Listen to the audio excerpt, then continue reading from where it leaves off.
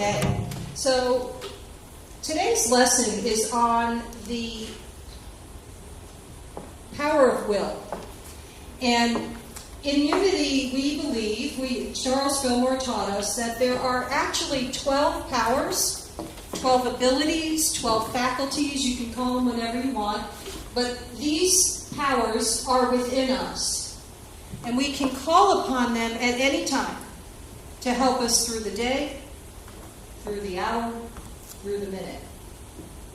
Have you ever been there where you've needed help, like to get just through the next 60 seconds, right?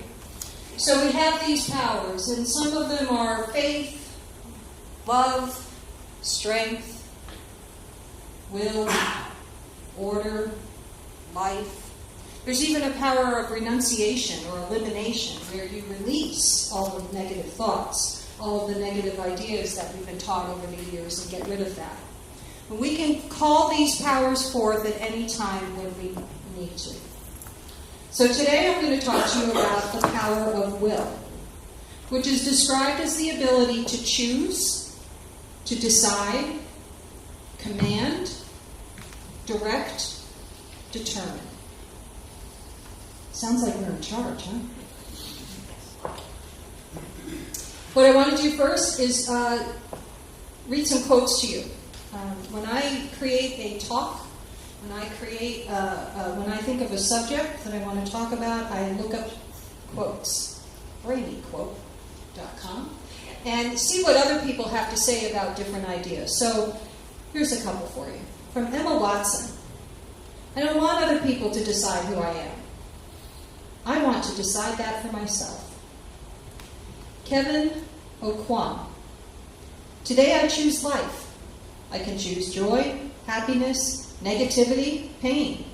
Today I choose to feel life, not to deny my humanity, but to embrace it. From Kofi Annan: to live is to choose, but to choose well, you must know who you are and what you stand for, where you want to go, and why you want to get there. From Dolly Parton: we cannot direct the wind, but we can adjust the sails. From Zig Ziglar: your attitude, not your aptitude, will determine your altitude. Ooh, I like that one. Let's say that one again. Zig Ziglar: your attitude, not your aptitude, will determine your altitude. I didn't even know how good that was when I typed it out. From Nido Kubain: your present circumstances don't determine where you can go. They merely determine where you start. And finally, from Alfred Adler: meanings are not determined by situations, but we determine ourselves by the meanings we give to situations. I'm going to say that again because I want to talk about that first. Meanings are not determined by situations. We determine ourselves by the meanings we give to situations. So this is an important part of the process. The power of will is about choosing and deciding, right? We've all been there where we've had to make decisions in life, and then maybe we thought we made the wrong decision, or maybe we haven't been able to make a decision because we're not really sure what we want to do or how to do it. And so we just kind of get paralyzed and stay frozen. We can't do anything, right? It's the meaning that I give to the experiences that I have that will determine my attitude in life. Okay. So, I was married and had 2 children and then got divorced. And I remember my mother saying to me at one point, you never should have married him. She didn't want to see me get hurt. I mean, that's just, that's out of love. And here's the thing, if I hadn't married him, I wouldn't have had my 2 children. Because they were creations from that very moment in time based on the 2 of us being together.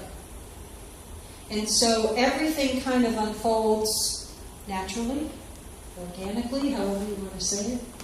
But I have to look at the fact that I did choose to marry this man. We were in this relationship, we had these children, and then it ended. And that doesn't mean life ends. We continue to move on. Does that mean it was a bad choice? I don't think so. I used to think so, but I don't think so anymore. Because, as I have said many times here, all of those things that happened in my past have led me up to this point, to be here with you this morning, to feel this loving energy, to share these ideas with you. Every single choice that I have made, every decision, every determination has led me to this point. So sometimes I make choices based on ego. What's going to make me feel better? What's going to make you think that I'm better? Maybe I'll do something because I think you want me to do something, instead of following my own inner guidance. But I don't regret those things anymore, because again, like I said, they've led me to this spot. This quote about denying my humanity, do not deny my humanity, but embrace it. Here's the facts. We believe that we are spiritual beings in a spiritual universe, governed by spiritual laws, having a human experience. The first time I heard that, I fell in love with it, because it sounds to me much more exciting than to be a human being having a spiritual experience. Right? I like it the other way around. I like the fact that my true identity is being that spiritual being. Right? So that anybody I come in contact with, they're also a spiritual being. Anybody I talk to. The homeless man on the corner, the rich lady who lives in the mansion on the hill, we're all the same, ultimately speaking. Right? But there is that human component that I cannot run away from. And until I learn to embrace being human, having that human component, until I learn to embrace that, I'm going to keep running away. Trying to pretend that, oh, I'm up here, I'm floating on a cloud, right? But I'm going to have human reactions sometimes. Not as often as I used to. Aren't you happy about that? I don't react the way I used to. But the point is, there are going to be times when I am dealing with others having human reactions and I myself am having human reactions. And so I embrace it. One of my teachers used to talk about that sacred humanity. If we treat it as sacred and we try to shove it away, I think we can get through life a lot better. You know? If we recognize that other people are having human experiences too, that can help us deal with them.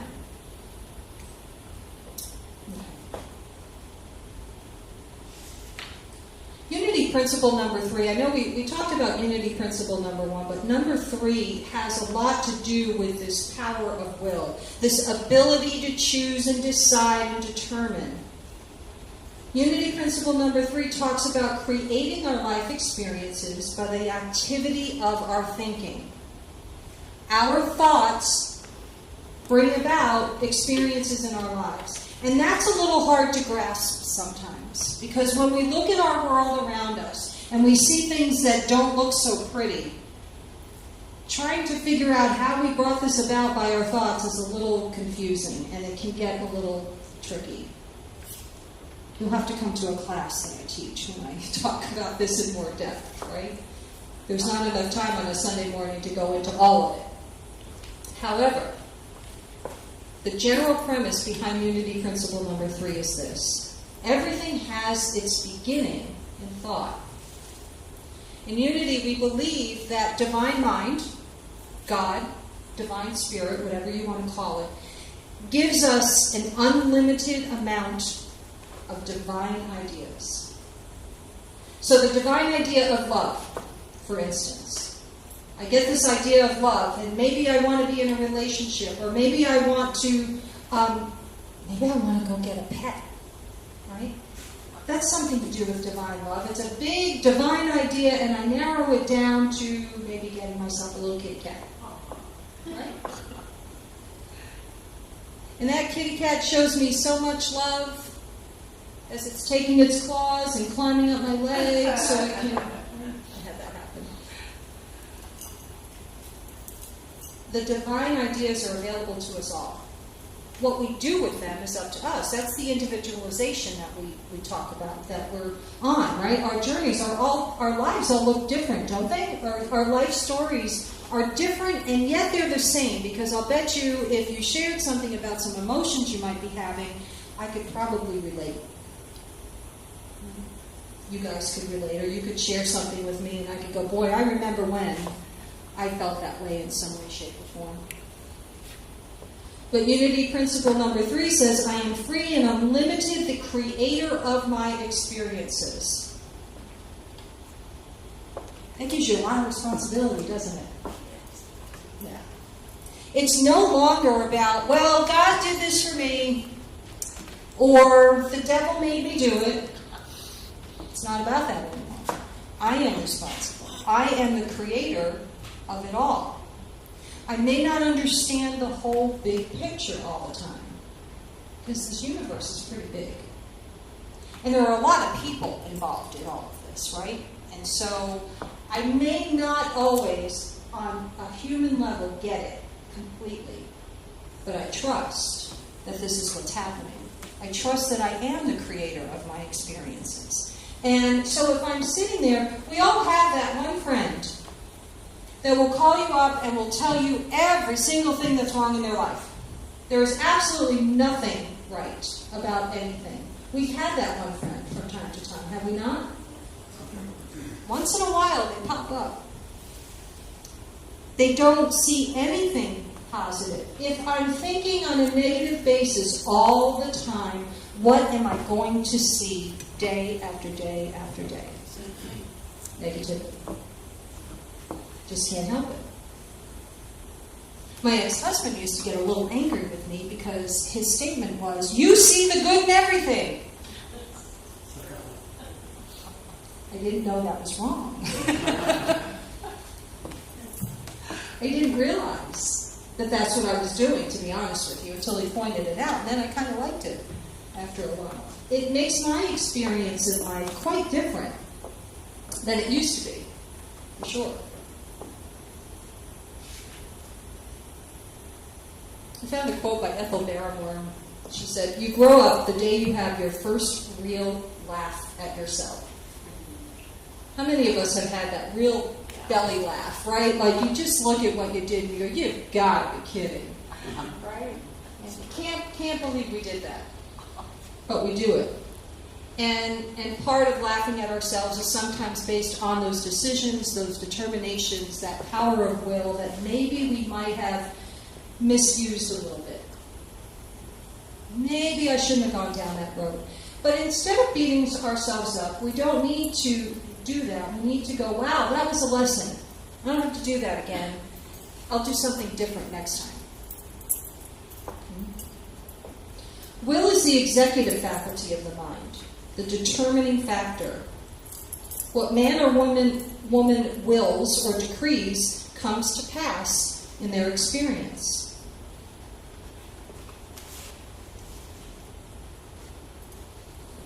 I want to share something from the Bible.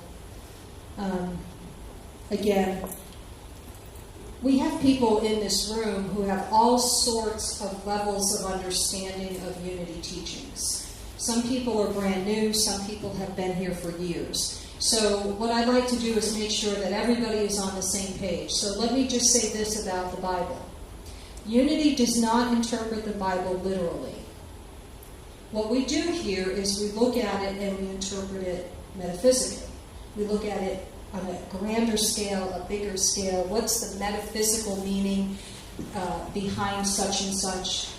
If it says in the Bible something like, Jesus went up the mountain, we can interpret that as Jesus raised his level of consciousness. Jesus maybe went into meditation, raised his level of consciousness. We've all done that. And that's what unity does with the Bible. But sometimes we can take these quotes and kind of take a look at them and see how they pertain to us in today's world as well. So this is from Job chapter 22, and it's verses 21 through 30. I'm only going to share a couple of lines. I'm not going to share all of them. So, agree with God and be at peace in this way. Agree with God and be at peace. In this way, good will come to you. Receive instruction from his mouth and lay up his words in your heart. If you return to the Almighty, you will be restored. You will decide on a matter, and it will be established for you, and light will shine on your ways. So let me talk about this, if you return to the Almighty, for just a moment. What exactly does that mean in today's world? What can it mean for us? In my world, it means that when I go into the silence, when I simply sit in the quiet, and I wait for Spirit to give me ideas, to inspire me in some way. When I'm meditating, that is going to the Almighty in my world. That's where I get all my ideas. I like to joke a lot about my meditation, because meditation for me has been an evolution. It was very hard to meditate in the beginning of this journey. But it's gotten easier along the way. But I do like to joke that once in a while in my meditation, the only thing I get out of it is my grocery list. It just happens. Some days I just, for whatever reason, I'm not concentrating. I'm allowing my mind to jump all over the place, and I just don't get it. But going to the Almighty, there's a phrase in the Bible that also says, seek first the kingdom of God, and all else will be handed unto you. Right? So seek first the kingdom, or going to the Almighty, to me means go get quiet. In my spiritual practice, I have prayer and meditation every day. That's what we do. That's what we talk about in unity. So prayer is simply affirming what is already true. I am the light of the world. All is well, regardless of appearances. Whatever affirmation you want to use is fine. But then, getting quiet is the second part of that process. Prayer and meditation goes together for me, and I sit in the silence and I see what comes. If nothing else, what I've determined is that this daily practice has allowed me to get more energy. And you all know I need it, because I'm very busy. Right? So I'm part-time spiritual leader here. I have a full-time job. Don't let the word Almighty scare you. That sounds like my old traditional religion days, right? The Almighty is whatever that higher power is in your life. God, divine mind, spirit, source.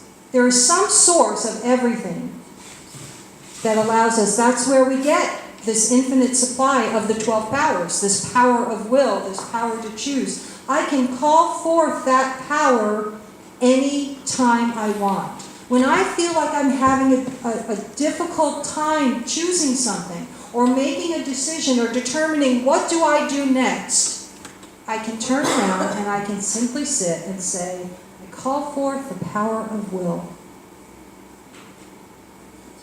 It just makes me feel better, right then and there, because I know I've already done something. Right? And yet I'm not trying to depend on an outside being to determine where I go next, right?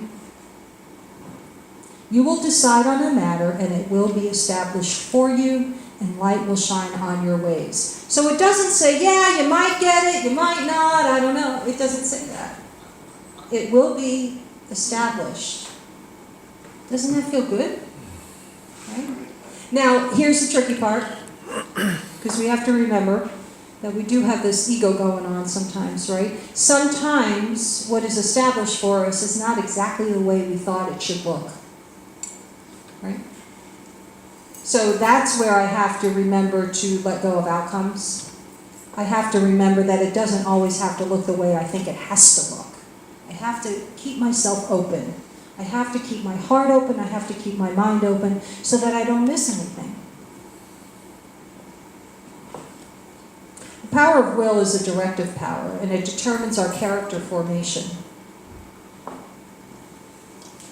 Will and the power of understanding. We've talked a little bit about spiritual understanding in the past as well. When you couple these two powers together, the power of will, the power to choose, and then the power of understanding, that knowingness, right? I just get it.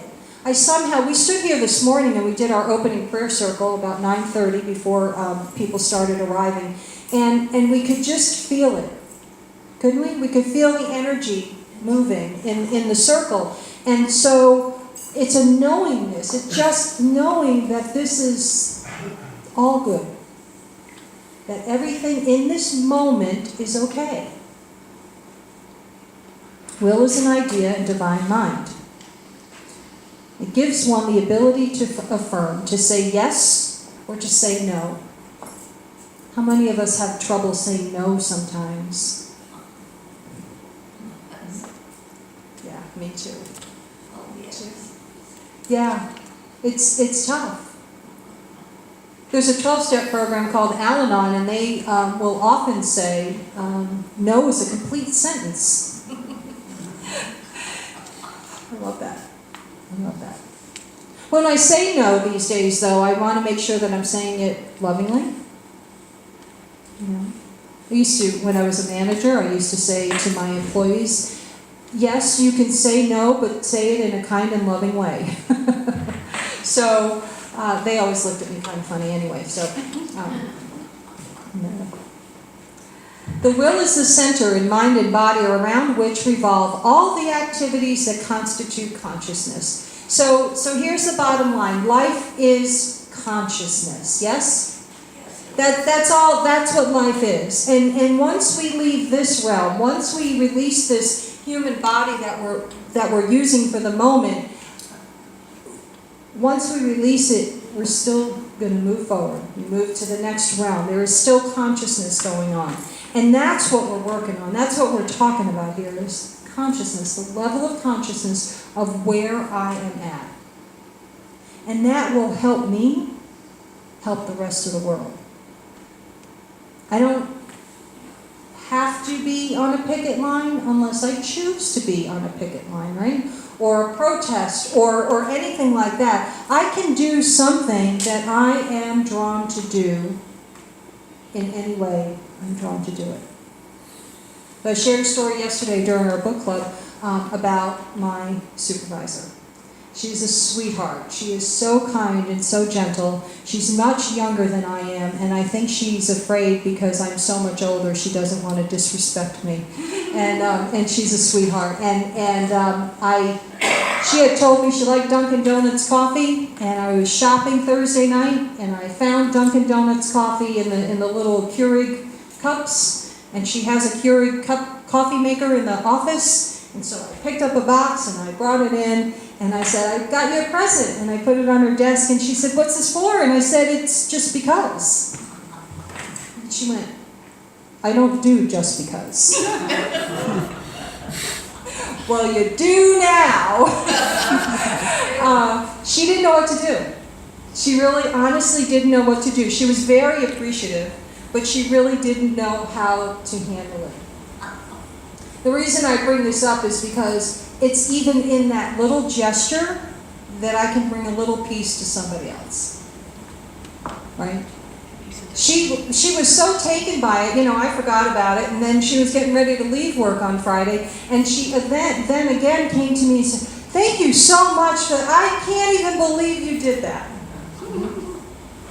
And what we talked about during our book study yesterday morning is that there's now the chance that she will go and she will do that, not for me, but for somebody else, somewhere down the road, because someone did it for her. And it's all because I was shopping, I saw Dunkin' Donuts in her mind pop. I believe that's spirit working in me. It wasn't me going to the store to find something to impress my boss with. I had no intentions of buying anything for her. That was not the purpose of the trip. Right? The purpose of the trip was to get me some stuff for my apartment, which I did. But bottom line is this. We have the opportunity to use our power of will to go out and do unbelievable things that may seem very little, that may seem very insignificant, but are really major deals. You may not hear about it. You may not get the feedback. When you open a door for someone, they may not say thank you, they may say thank you, but you may not know that that really made their day. When you reach out to a friend, I have story after story of people who are in recovery. I'm a recovery coach as well, and story after story after story of people who tell me that in the moment that they were ready to completely give up on life, they got a phone call from a friend, and it stopped them. These are real life examples, right? So much power in the power of will. I encourage you to call it forth today. And so it is. Amen. Amen.